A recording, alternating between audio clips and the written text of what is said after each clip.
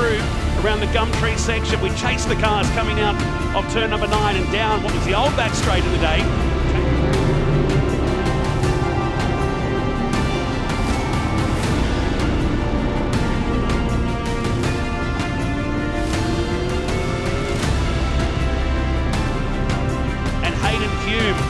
Who was great to watch in practice yesterday. Hello, Ben Gomersall joins it. Webster goes wide, loses one position. If Gomersall can tuck the car here on the right-hand side, which he won't.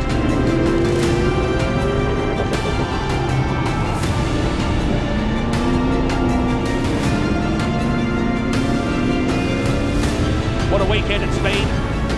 Had he not turned the tyres up in that first race yesterday, could be on target for a clean sweep.